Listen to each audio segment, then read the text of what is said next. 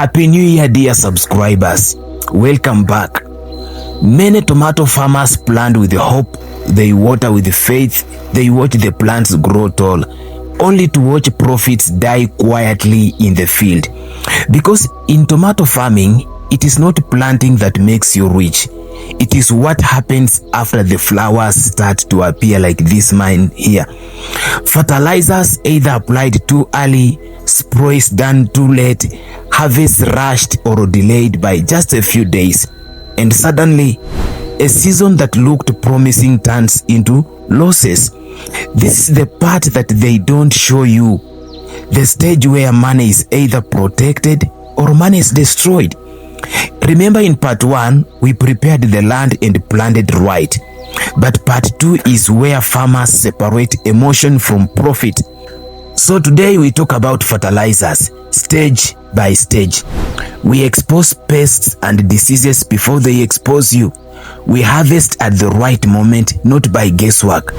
And we follow our tomatoes all the way to the market, because tomatoes don't fail farmers. It is their poor decisions that do.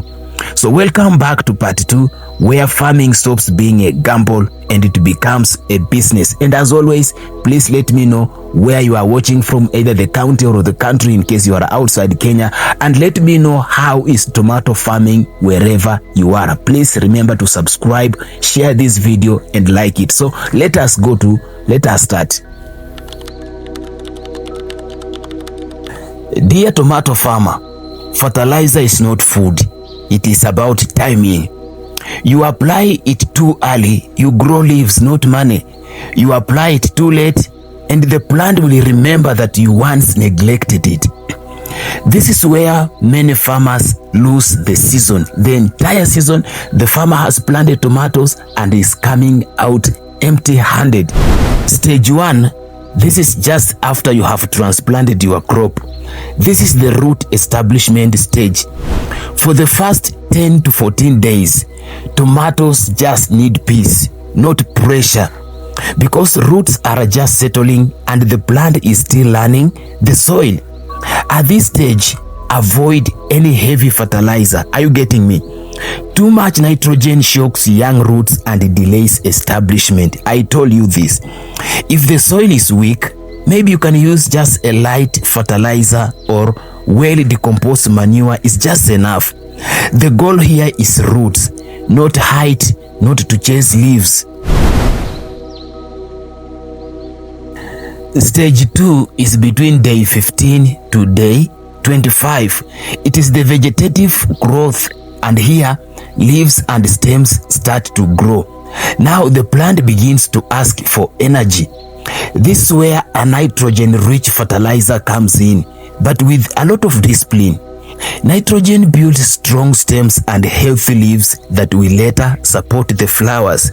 Now let me warn you, too much nitrogen here will create very beautiful plants, but with very few fruits. Feed and don't spoil your crop. So here I want you to use urea, which has 46% of nitrogen, or you can just use calcium ammonia nitrate, what we call the CAN, which has 26% of nitrogen. This will give nitrogen boost to your plants. Now, what will this do? Nitrogen fuels leaf and stem growth, preparing the plant to support plentiful flowers. But remember this, too much nitrogen at this stage means lots of green growth, but very poor fruiting later.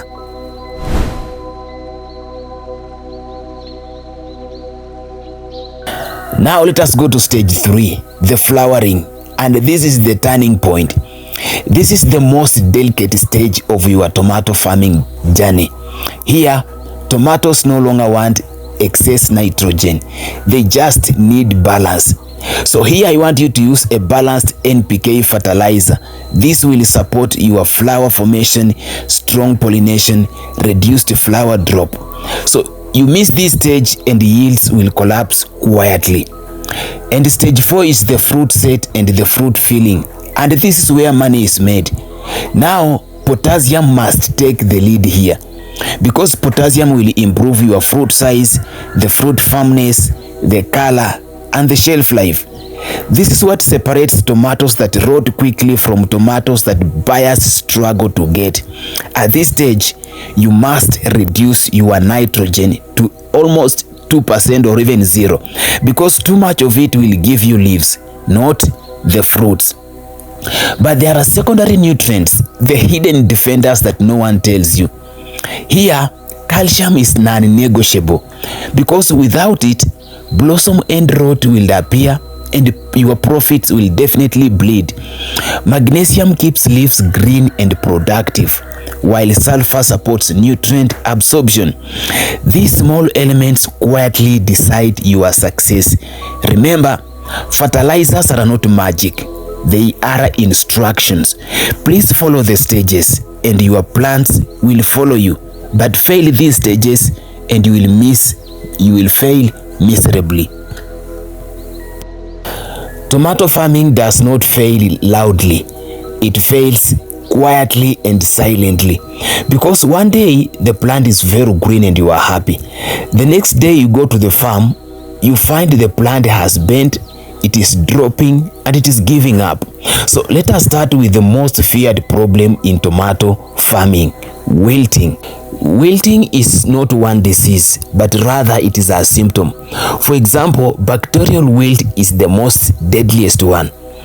It is caused by a soil-borne bacteria that blocks water movement inside the plant. You go to the farm like you can see mine here. I have noticed that the plant has a sudden wilting and the soil is still wet. The plant will collapse permanently, and when you cut the stem, it shows brown slime inside. How do you control this? For sure, there is no cure once this plant is infected, but prevention is the only solution. Use a disease-resistant seeds, practice crop rotation. Here, avoid planting tomatoes after tomatoes after tomatoes. You also need to improve drainage using raised beds and remove and destroy the infected plants immediately. There are also other fungal wilts like the fusarium. These are caused by the pathogens that live in the soil. You will notice that there are yellow flowering, one side of the plant wilts before the other. It shows slow progressive decline. How do you control this? Use certified resistant varieties, avoid waterlogging, apply fungicide soil drenches early. Also, maintain proper soil pH. As we already said in part 1, use a soil pH of 6.0 to 6.8. But there are other major tomato diseases that now you are waiting for. Yes, you guessed it right. Early blight. Early blight is caused by the fungus. So when you go to the farm, you will notice that your plant has brown spots with yellow rings on older leaves. And how do you control it? Remove infected leaves, apply preventive fungicides, and avoid overhead watering. Most of you are using sprinklers. Avoid that because it will give your plants a blight. But we also have late blight, which is also caused by the fungus, and this one is very aggressive. You will notice that your plant are dark, oily spots on leaves and stems. Then you go to the farm the next day, you find rapid plant destruction, especially during the wet weather.